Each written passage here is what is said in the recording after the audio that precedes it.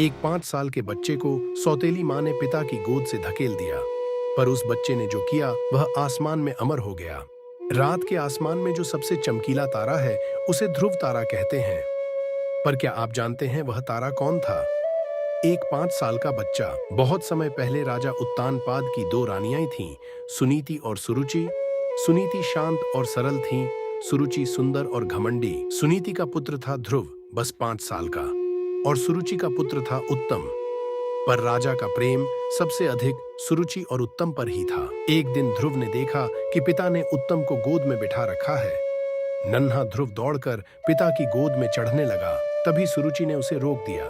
जोर से बोली, रुक, इस गोद पर तेरा अधिकार नहीं, तू मेरे गर्भ से पैदा नहीं हुआ। अगर तुझे यह गोद चाहिए तो भगवान विष्णु से प्रार्थना कर, उनसे मांग कि अगले जन्म में तुझे मेरे गर्भ से जन्म दे। ध्रुव की आंखों में आंसू भर आए। वह दौड़कर अपनी माँ सुनीति के पास गया। माँ, मैं भगवान को कहाँ ढूंढूं? सुनीति ने आंसू पोंछे और कहा, बेटा, अगर भगवान विष्णु को पाना है तो उसके लिए जंगल में जाकर तप करना होगा। नन्हा ध्रुव खड़ा हो गया। 5 साल का बालक अकेला महल छोड़कर निकल पड़ा। घना जंगल, डरावनी आवाजें। पर ध्रुव के मन में बस एक बात थी, मुझे विष्णु को पाना है। रास्ते में उन्हें मिले देवर्षि नारद। उन्होंने कहा, बच्चे, यह तप का मार्ग बहुत कठिन है। पर ध्रुव ने हाथ जोड़े और कहा, मुझे रास्ता बताइए। नारद जी ने ध्रुव को मंत्र दिया, एयूएम नमो भगवते वासुदेवाय। ध्रुव वहीं बैठ गए। शुरू में फल खाते रहे, फिर पत्ते, फिर पानी, फिर बस सांस। ध्रुव के तप से तीनों लोग हिल उठे। देवता घबरा गए।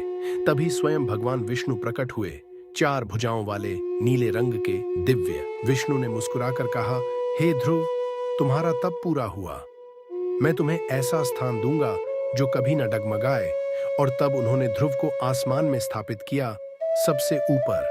तब से वह ध्रुव तारा कहलाता है। जिसने भी ठान लिया उसे संसार की कोई भी शक्ति रोक नहीं सकती। एक 5 साल के बच्चे ने यह कर दिखाया। चैनल को सब्सक्राइब करें, रोज एक नई पौराणिक कथा।